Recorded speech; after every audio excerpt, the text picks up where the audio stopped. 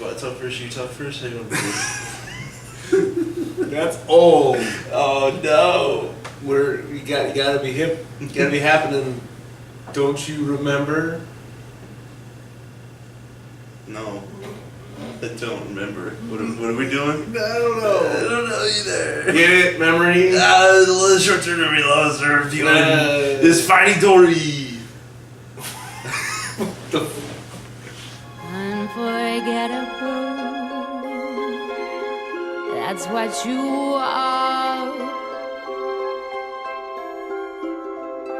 Unforgettable. Alright. Alright. No, I'm not alright.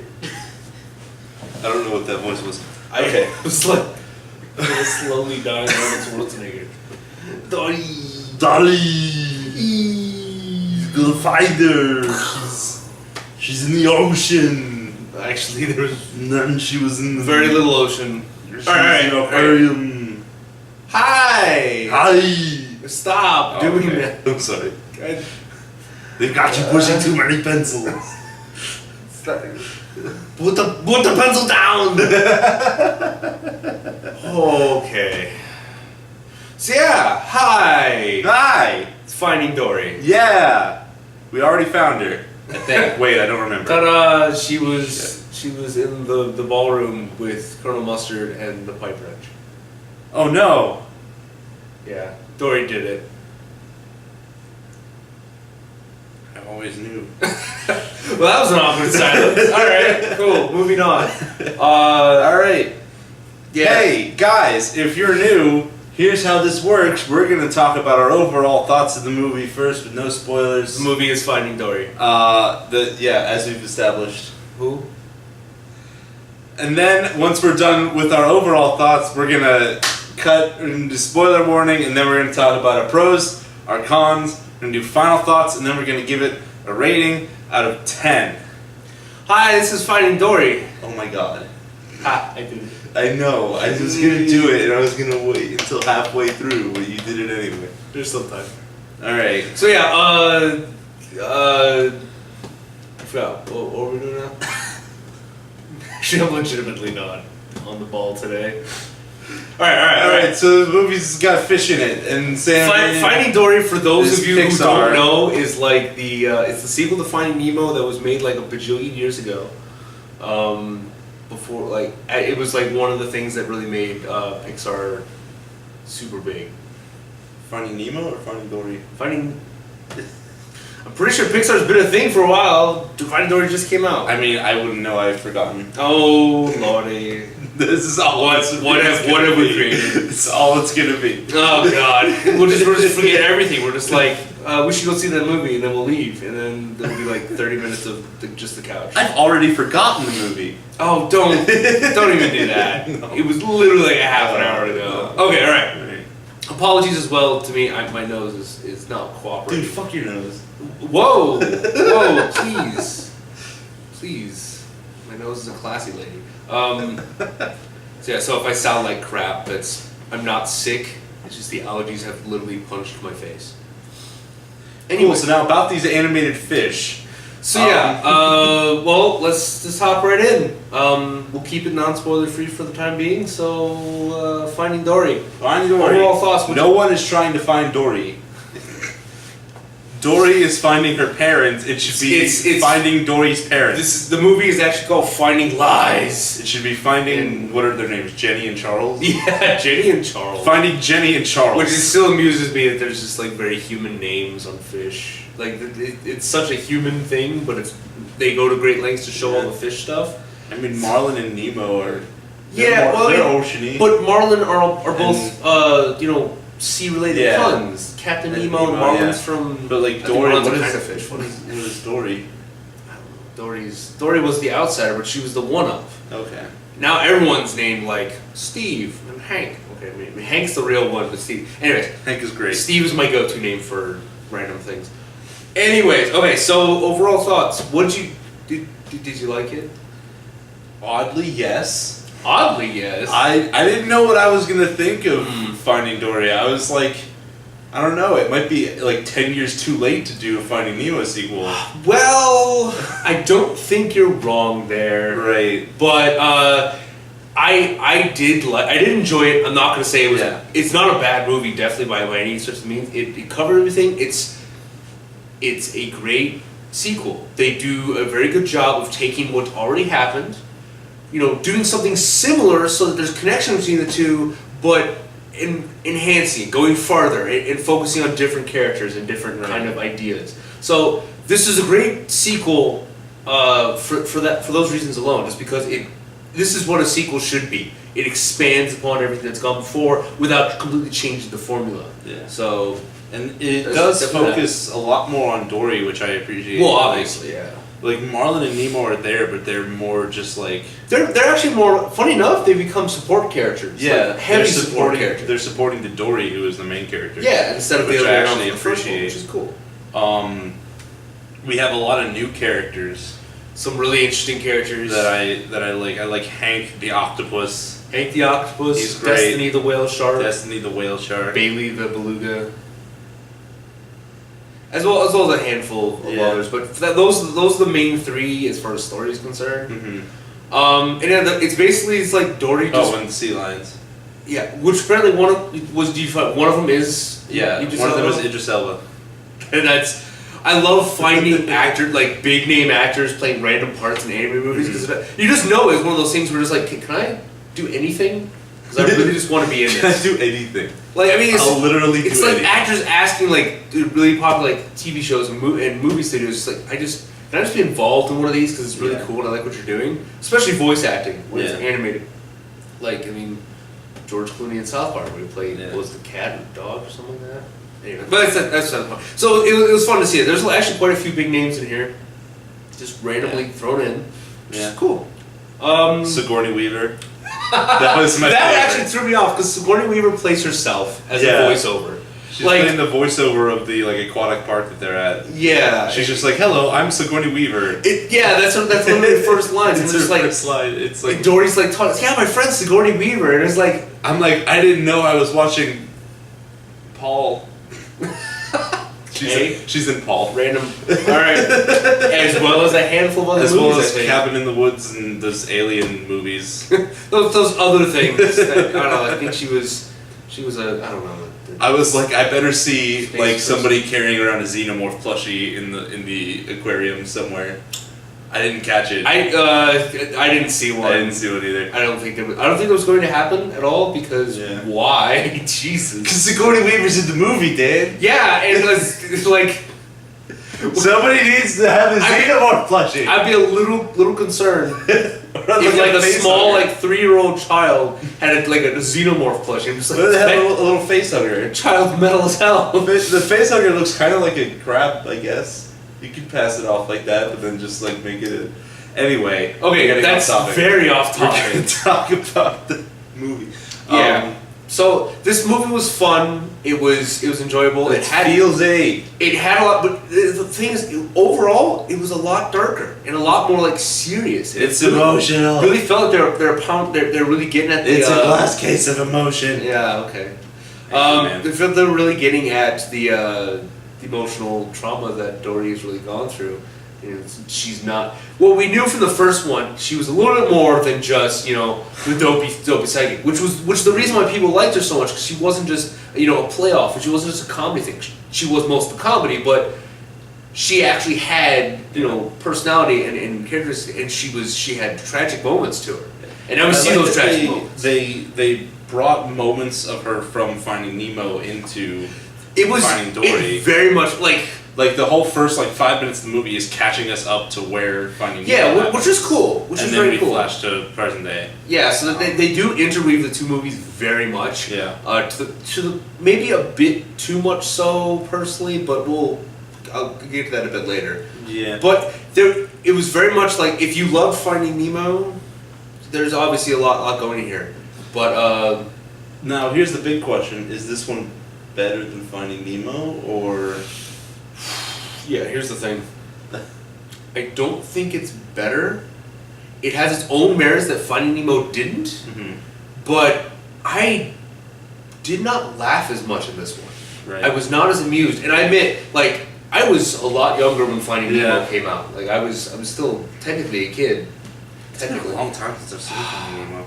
Yeah, so it's been a very long time, and it's a very different movie. Like I said, it's a darker movie because the main character has a mental disorder.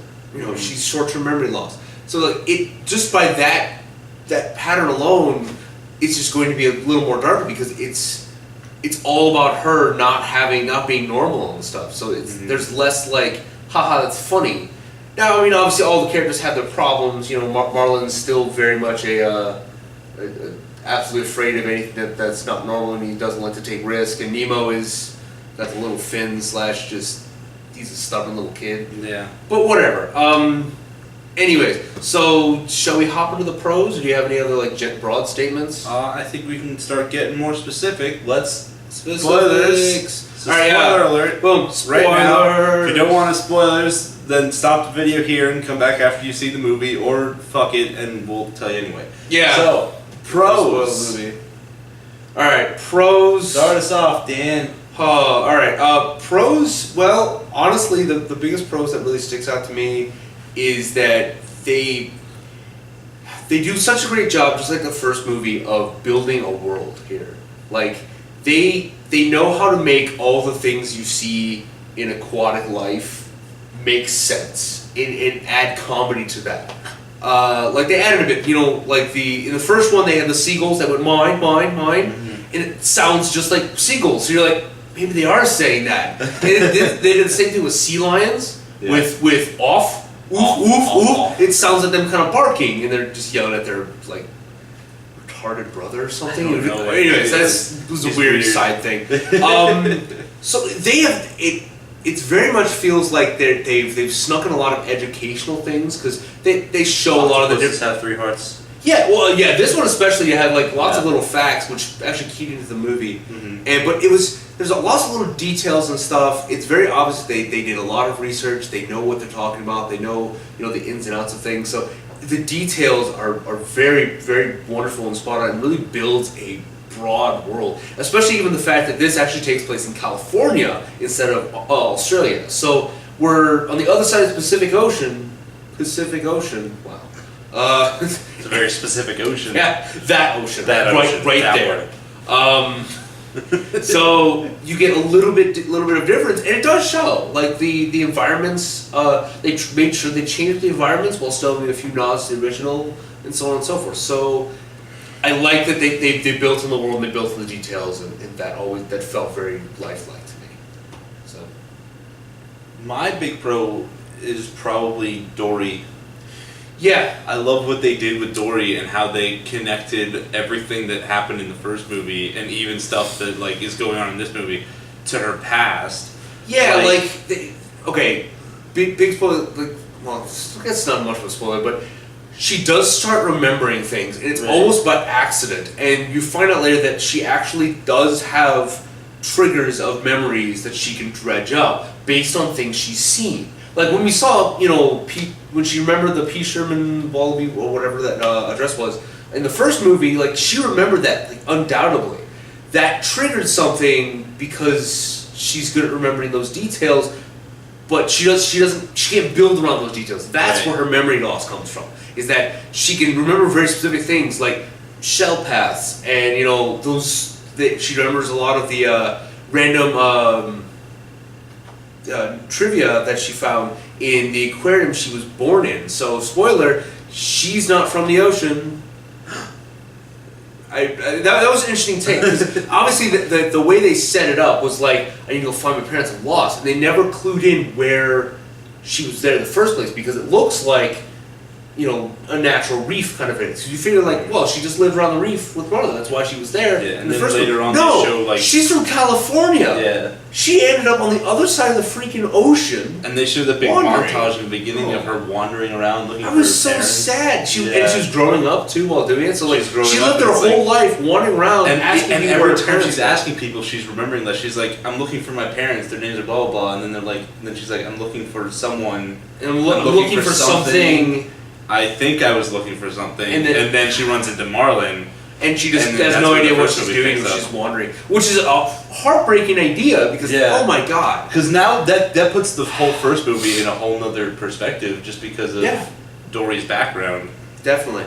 Because now it goes from like, oh, we found this random character to this random character has been swimming around the ocean for years. years. The tragedy of Dory, hardcore. It is so much sadder knowing where Dory comes And from. you know, in addition, like Dory blames herself because she thinks that she lost them instead of her being basically just getting whisked away, which is what she did. She got caught in a current and thrown through the drains of the aquarium, and thus eventually led out to the ocean. Right. But she doesn't really remember all the details of that, so she thinks she just lost her parents. Like someone would lose their car keys, and she was so depressed about that because she thinks it's her fault that her parents are lost instead of just a happenstance. There is a lot of talk about fate and destiny in this. Dory plays a lot of interesting ways into that because they name a character Destiny. Yeah, they literally have a character Destiny, which specifically for that reason. Yeah, because the steps of the way they really build up the trail there, and it actually feels almost kind of authentic of where the trail goes. She goes a very roundabout way to finding her parents, and when they turn out to be like right where they started the search in California, which is funny, but she's remembering it backwards, so she had to go retrace her steps back from when she got lost into the Marine Institute and all that stuff. And there's a lot of clever illusion and foreshadowing to the things that are just around where her tank was. Yeah. She remembers the most powerful pair of glasses. Yeah, she a sign outside. She remembers of her the aquarium. trivia from the signs outside of the three tank. hearts and an octopus was a sign outside, and she remembers all of this stuff.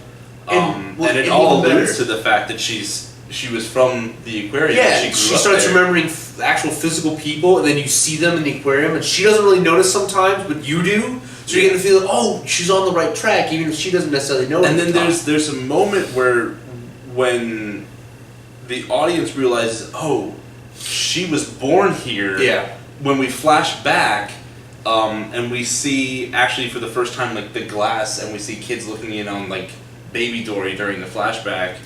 Yeah. And that's the first time we realize, oh, she was born here.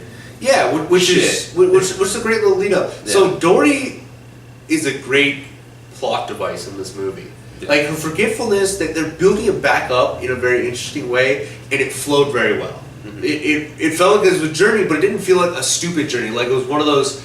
It wasn't one of those cases where where they're going through a movie and it's like, well, I gotta find my parents or something. And they go to a place oh man, they must not be here. And they leave, and just as they leave, the people come in, and it's just like one of those darn, just missed. And they do that 8 times through the movie, and it's like it wasn't one of those, which is nice. It was legitimately Dory was looking, and she wasn't gonna find it because she just passed him once because she didn't go in a specific direction because she hadn't remembered the details of how to get there yet. She had to put her memories back together to get the hint once she ended up back at that by the beach area in the kelp forest to follow the shells back to her house, and then she found her parents. But it was interesting. It was Dory is definitely obviously a very key part. She's in the title, but they did implement her well, and they implemented her character trait very well in that she's not just. She's forgetful, and so obviously memories are a big part of the story, but she's also naive and innocent, but still has a big heart.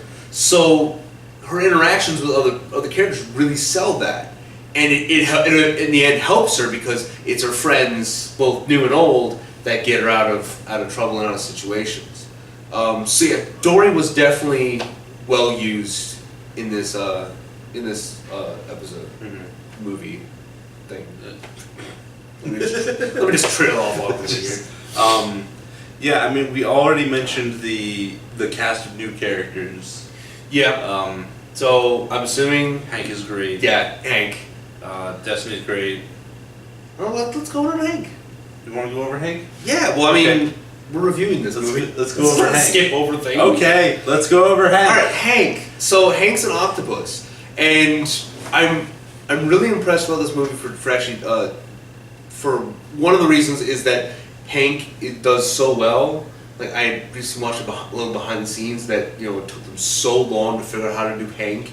They have to like recolor him and resketch him every time camouflage them or something, but they use that a lot. Yeah. They really base off the fact Octopus can do all these certain things. Camouflage plays really heavily into how he gets around and he moves around and stuff. He's pretty much Dory's helper here, and he's also the character that has probably the biggest arc in the overall story. I mean, aside from Dory. Well, I mean, yeah, Dory has arc, but it's more she is kind of it's very much the story's about Dory rediscovering herself, but it's also about Hank more just coming, kind of breaching out of his shell. They do a lot with the backstories of the side characters. Like Exactly. We get a lot of.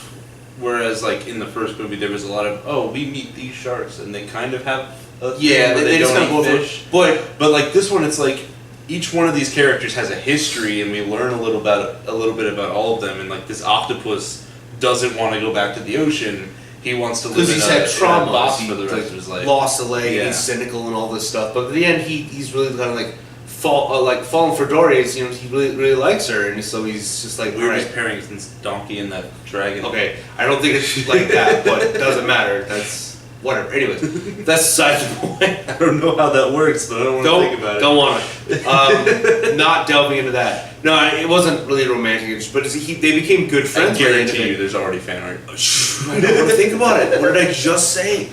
Oh man. Anyways, so Hank was a lot of fun, and he made a lot of the cool scenes to watch. Just watching him move around, watching him fiddle with things, watching him like squeeze into weird places. The way he hid in places, like they were creeping down a hallway and someone saw him, so he became a potted plant. Yeah. And it was wonderful. Like when he becomes like the railing. One of the railings. You see this like squishy railing with this giant bulb that just suddenly has eyes. Like the first time you see Hank, he's attached to a cat poster on the wall. Yeah, and his cat's eyes just bulge, just like huh! It's spooky but awesome. So Hank was a lot of fun. His story felt like it kind of like you could tell, he was going to turn around. When he first came out, I almost felt like he was going to be a villain, but no, not really.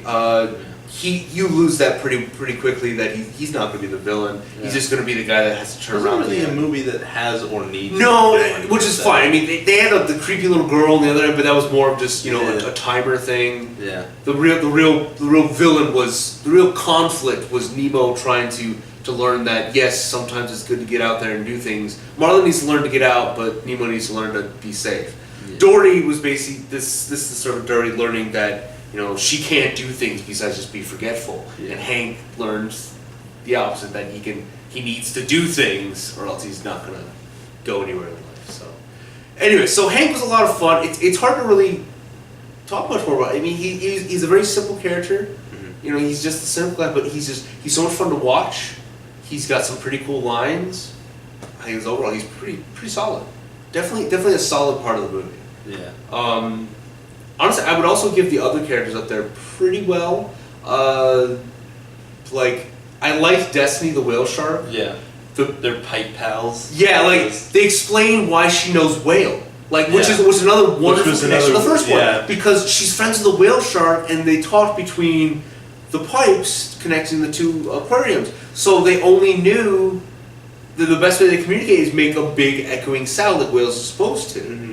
So she speaks whale because she actually was speaking with a whale. I was like, which is a great connection. I was like, huh. And Destiny was interesting. So she's like a nearsighted whale shark. Nearsighted whale shark, which I feel like that's actually like I think whale sharks are nearsighted there at the point. But they amplified it obviously, so she's absolutely blind as a bat. She keeps bumping into the walls. And I'm not. It's a silly thing, but I loved it so much. Every time she bumped into a wall, she squeaked like a squeak toy. And it's like, and it's like, what is happening? Well, so she was fun. What about her neighbor, Bailey? Bailey the beluga. Who's kind of the whiny, I don't want to, but he also kind of gets. What's the condition where you think you have an illness but you don't? Like what Watson has with his leg. Yeah, I know that it's what it's called, and I don't can't remember what it's called. slightest. But he basically has that, and he thinks he can't use echolocation. He doesn't think he can do echolocation, but Dory kind of convinced him to do so, and he has to do it to and say. then he does it, and he's like, "Oh Dory God, out. it's the best thing ever." Yeah, no, he's like, his echolocation like makes him like freaking like GPS. It's ridiculous. He follows a truck for like a mile out. It's like, okay, cool. I don't think that's how it works. Like you can't like echolocate inside a steel compartment and see like all the details of the squid. That's how it works, but whatever. That's suspended disbelief. But he was fun because neither of them overstayed their welcome. Right. Which is nice. No character in this felt like they were pushed. They didn't feel like they were pushed. They didn't feel like they didn't add anything to the story. Them, and they helped save the day at the end. They helped things get by the side. They were supportive. They had some pretty decent lines. Nothing too annoying about them. They were good, solid characters, and I think that's an overall very good pro of this movie. They're solid characters. There's nothing that sticks out going, oh my god, make this character shut up. Yeah. Which happens a lot in animated movies, just in general. Like, there's usually like that one character just like, okay, we get it. You're overstaying your welcome. Please stop. But there wasn't in this one, which is good. I kind of wish that we had seen Bruce again, though. I really wanted the shark back. They should. Like, no. They made a lot of references to the first movie, Yeah. but they did not make as many. We'll get to that more in cons because there's more to that than I'd like to talk about. But any other pros you can think of? Mostly it's the characters and details for me. Yeah, definitely the stuff that connects back to the first one, like the Let's Keep Swing, like the Keep Swimming songs. Basically, they explain everything that Dory's done. It has something to do with all of it. What's really cool about it is that, like I said, it puts the whole first movie into a different perspective. Because you realize that, like, a lot of what Dory does in the first one comes from her past. And it's kind of like when you think about it, it's like, well, no, duh, it came from her past, but it came from a very special part of her past. When you know that she's so forgetful, yet she has all these routines and habits and quirks. Right. Like, I'm kind of like thinking back in it, like I should have questioned it a bit more, but maybe it was just because I was young and didn't really think about movies that deeply back then and hadn't seen Finding Nemo in a while. But like, if she can barely, like, if she glances away and looks back, she forgets she was having a conversation and has to greet you again. But yet she knows all these songs. She knows to speak whale, which is music. She knows octopuses have 3 hearts. Yeah, she knows all these random facts. So obviously there's something there, and that was a big part. So all these little quirks that she had, that she constantly was doing, and wasn't just character quirks. They were actually like that was her holding on to everything. And it's genius how they played off of all of the things in the first one in this. Yeah, like it was a great setup. They connected everything. It really felt like the two stories like completely meshed together very well. All right, into cons. Into cons we go. Cons.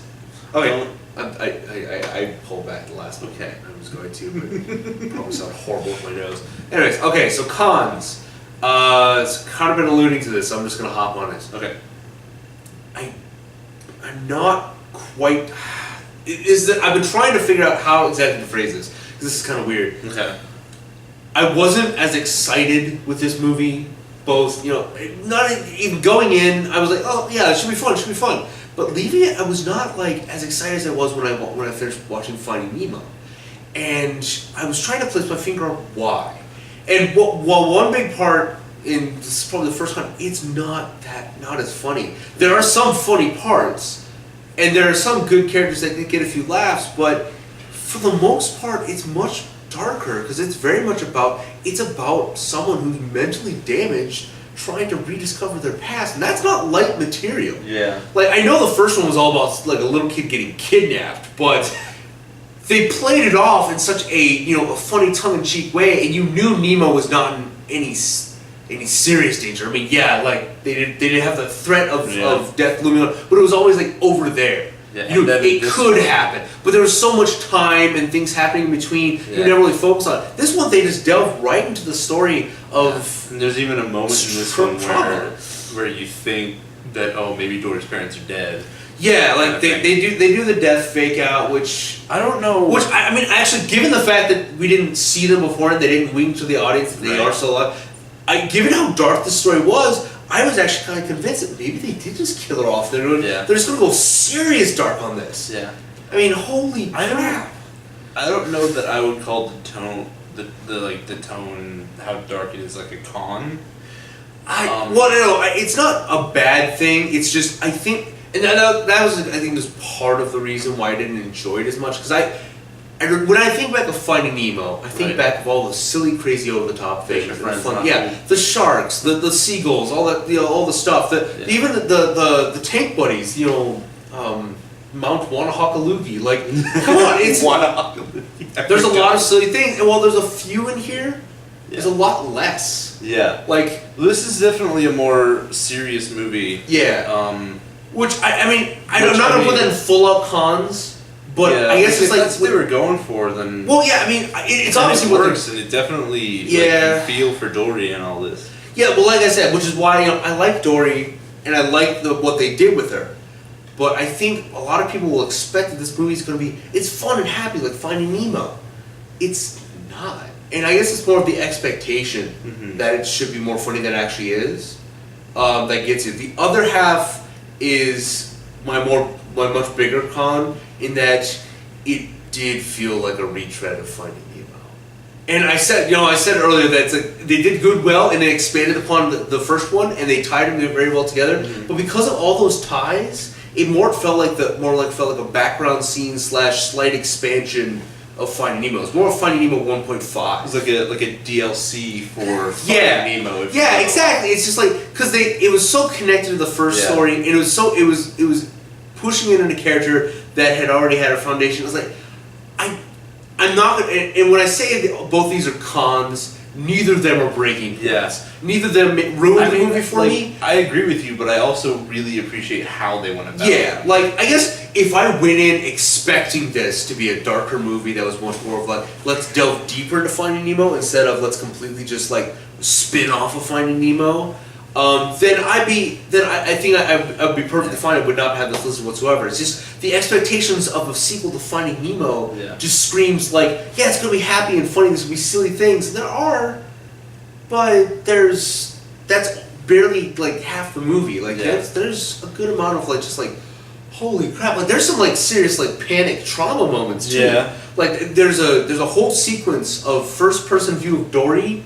Like getting sucked down the drain, and that's right after she learns her parents might be dead. Yeah, seriously, like oh my, that's horrible. Yeah, and she learns her parents are dead. She's like literally flipping out. The whole world is like going double vision, and she gets like thrown down a drain, and then she's swimming around the ocean again, like in the very beginning. Yeah, that was an intense moment. Yeah.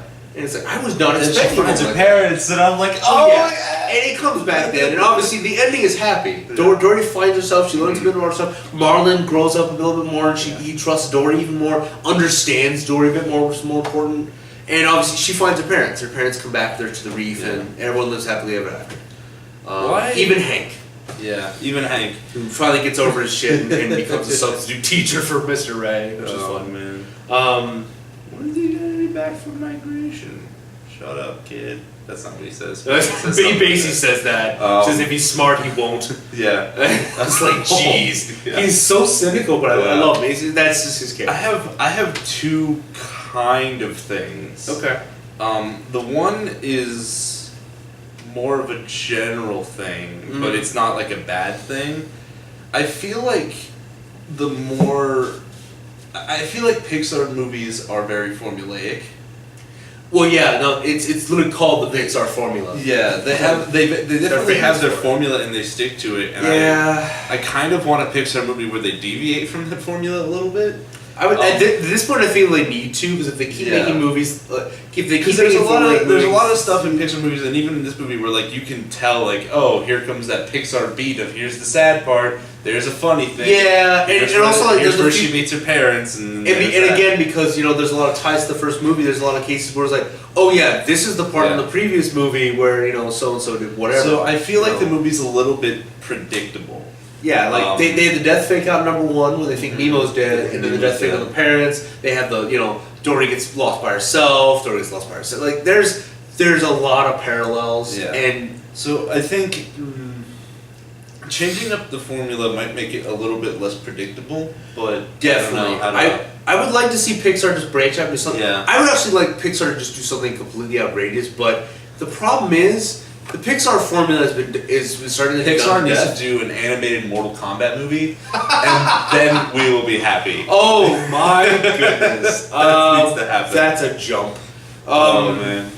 But in all seriousness, like I think that I would love to see Pixar do something completely out there, completely outrageous. Like don't follow their beats or anything. Yeah. I know that's risky, but they're Pixar. Their name could sell it anyways. And honestly, if you don't necessarily say, if you don't broadcast it, we're going to try something super different, and you just say it's the new Pixar movie, people are going to see it anyways. It's a Pixar movie. They're known for being good, and I'm confident that they can make quality movie pretty much no matter what they do. Yeah. They're just that good. They have all these really good minds. Yeah. Everyone wants to work for them, so they get to basically pick and choose There's all the also- best new and bright. There's also a danger with that animators though, and writers, so. because the Pixar and they're so well known for being like animated kids movies, if they go too far and Yeah. they do like an adult animated Oh yeah, film, no, I'm not saying that. people might take their kids to it and be like, what Well, the yeah. fuck happened? If they're going to do Pixar, I mean, I would actually love to see Pixar I would try too, a but I gritty mean, movie, like a really that like. might be like a PR problem. But they should it should be like a Pixar and someone else and like broad Right, and then right. make sure it's like very very upfront saying this is not a family movie if they do that. But either way, like I want them to do something very off the wall, very bizarre, and I think they need to break this mold finally, just so they can keep people on their toes. Like if they do it for do one. an animated H.P. Lovecraft movie. Oh God! Mortal Kombat and Lovecraft. Mortal Kombat and Lovecraft. Mortal Kombat and Lovecraft together. Cthulhu versus Shao Kahn. Cthulhu versus Shao Kahn. Yeah. We just made you $1 million fucking Pixar. Outworld versus Rayleigh. You know, let's do this. You know, who's going to dominate? Anyway, what was my other thing? I had another thing. God damn it. You had another thing. We got the formula. We got. I mean, I guess like, okay, small con. What was my other thing? Oh my Well, you think that I'll go on to something else. Like, you just it's okay, but it's okay. Don't hurt yourself.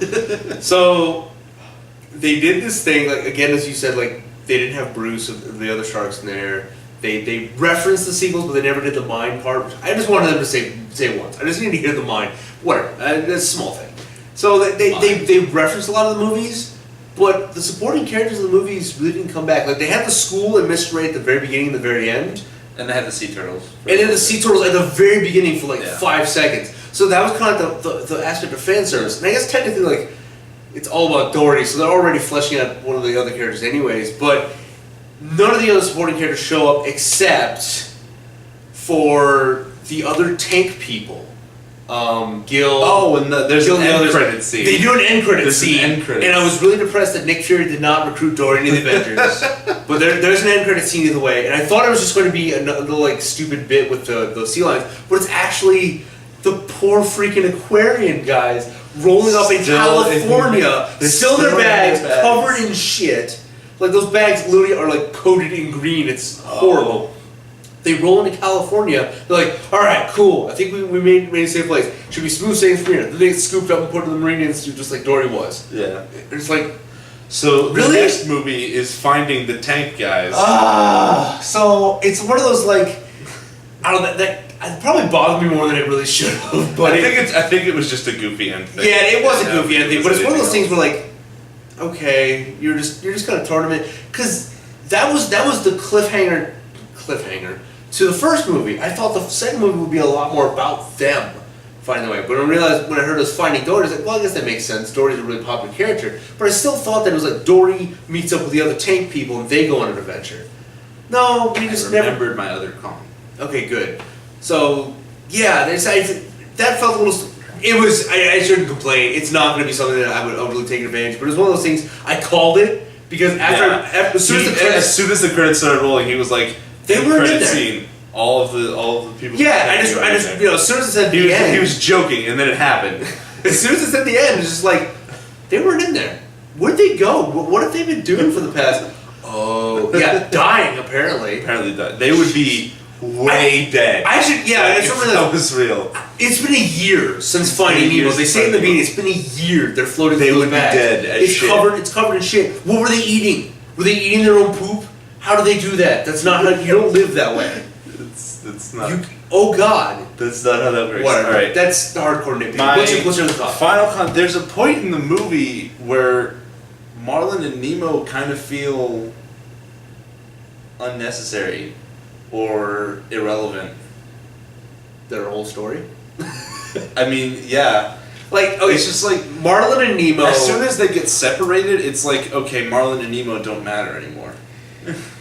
Yeah, like Marlin and Nemo basically did two things in this story. One, they helped Dory get to California through the sea turtle thing. Marlin knows the sea turtles, so he helped Dory remember the sea turtles and go up the sea turtles to California. Okay, so that was the big part. And I mean, the second, there's a little bit of the relationship between Marlin and Nemo. yeah, well, they build off their relationship, which was But nice. like, there's not a whole lot between the two of them and Dory, except in the very beginning. And It at felt the very end. it was very much a side story. It was very much like a B or even C plot. Yeah. It's probably even like a C plot kind of thing. Like I feel like you It's- didn't need those scenes where we see Nemo and Marlin, and Becky. and Becky and like the sea lions, and they go and they find the thing. Like I don't think we needed any of that. I think they could have just gotten separated. Which is and a then they- retread of Dory and Marlin finding the pelican that brings up the Nemo. By the way, Right. They But I even mean, come like- in a bucket instead of the gullet. Which anyway, I feel like they don't.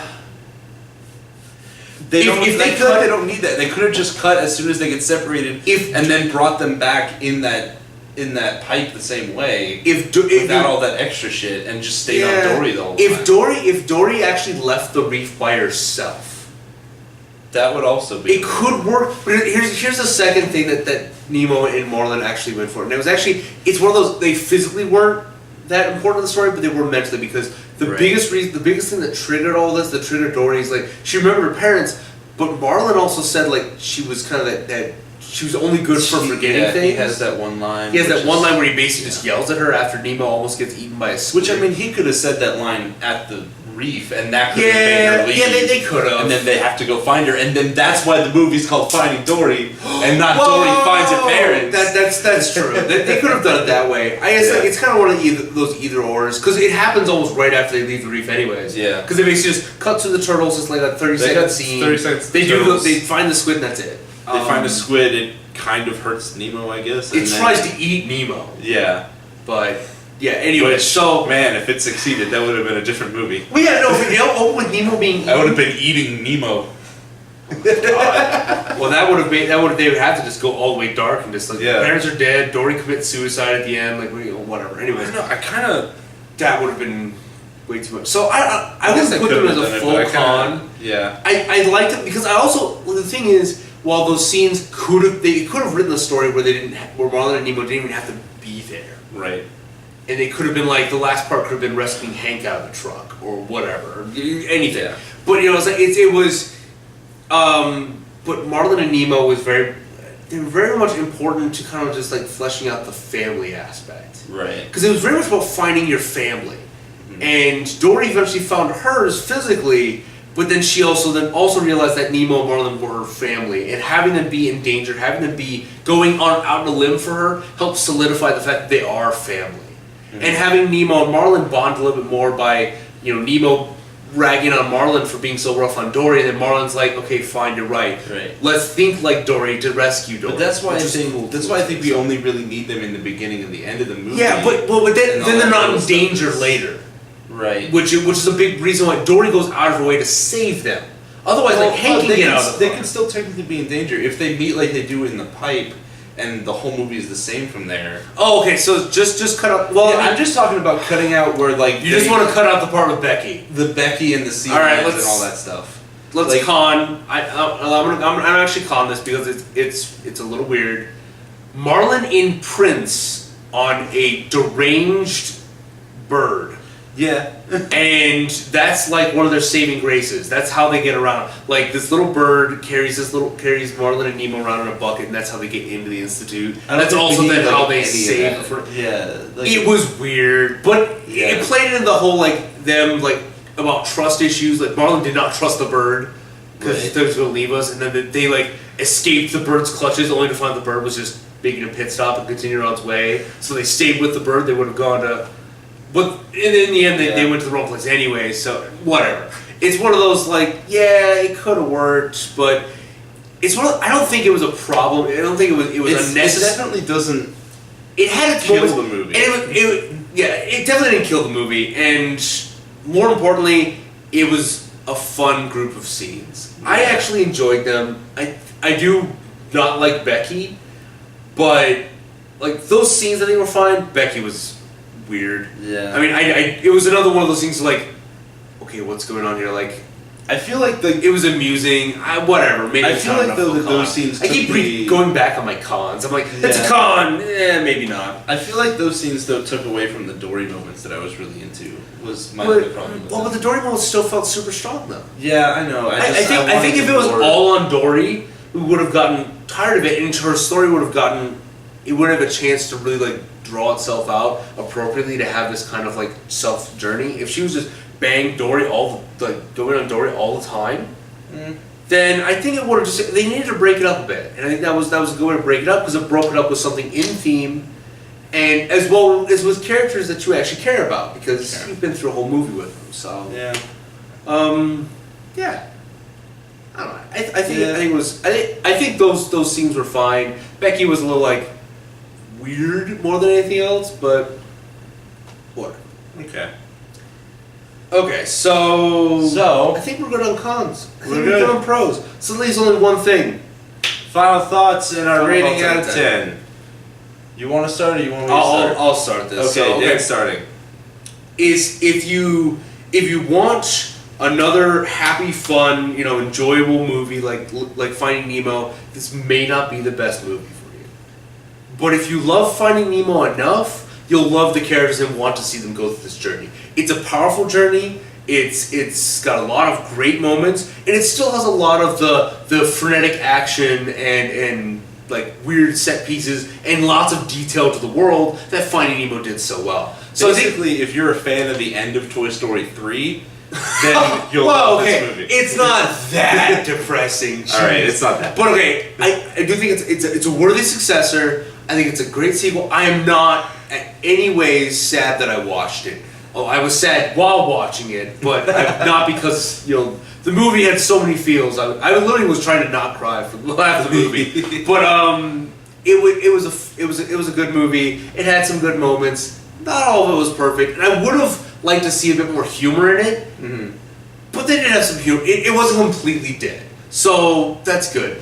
I wanted to rate it a bit higher. So it says conditional higher. I'm doing this more and more often. I probably shouldn't. So I'll probably just rate it an 8 out of 10. But if you really liked Finding Nemo is one of your favorite movies, and you just love the characters, especially Dory, this might be close to a 9, maybe even more. So overall, I think it's an 8. I'll give it an 8. Very, very solid movie, very, very good, well worth the watch. You just need to know what you're getting into when you get into it. But if you prepare yourself for a fields trip, you will get the fields trip. So, yeah. Like you said, there's not as much humor as Finding Nemo.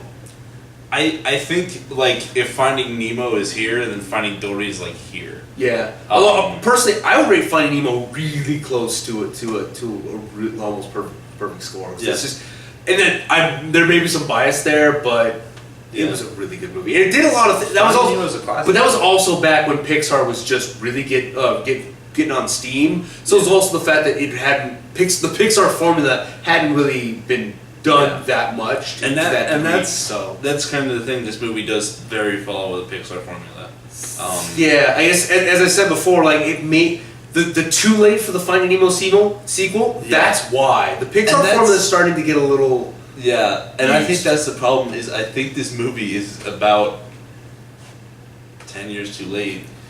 If this had been released like 2 or 3 years after, well, If this had been released back in when did Finding Nemo come out? Like 2005. yeah, I think 5 sounds right around So that. like if this had come out around 2008, 2000, even 2010, like I think this would be, I probably would rate it higher, but because the formula has just become so repetitive with Pixar. that's definitely a chink in its armor.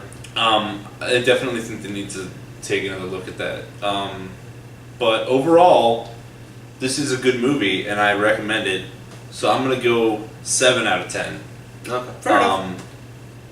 Just because the characters I think are awesome and they do a great job with Dory and connecting everything. So 7 out of 10 from me, 8 out of 10 from Dan. Guys, we got more stuff happening, I think. Are we having an after credits thing? All right, let's actually sign this off. Okay, thank you. So that was our review.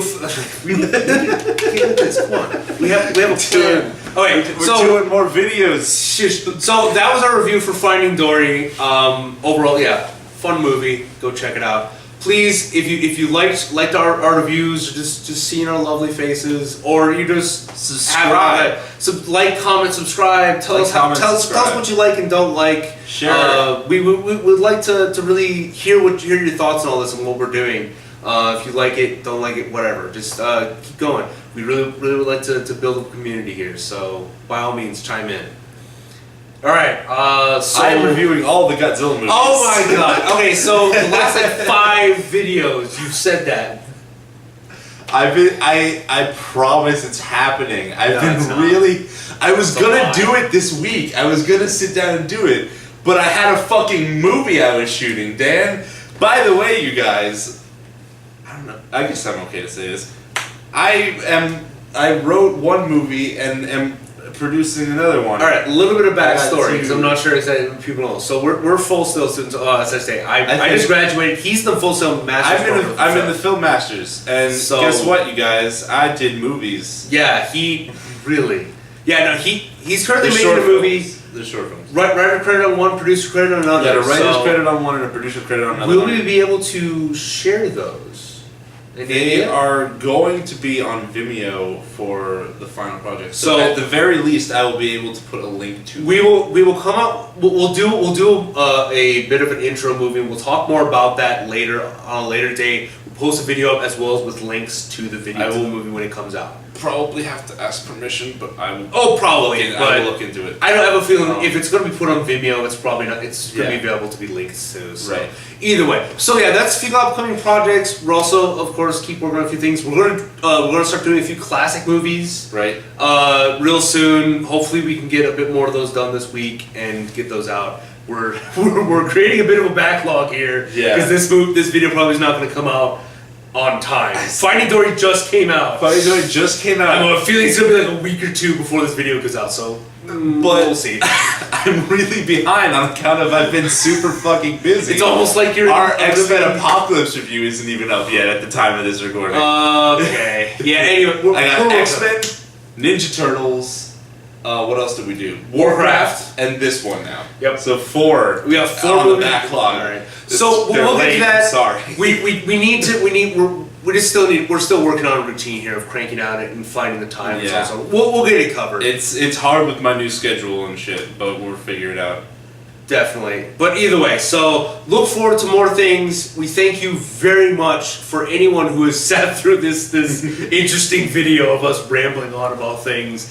So thank you very much. We love doing this. It's a lot of fun. Yeah. And yeah, we hope to bring something new to you very soon. Have a good one. Bye. Bye-bye. You've got your pushing too many pencils. Unforgettable.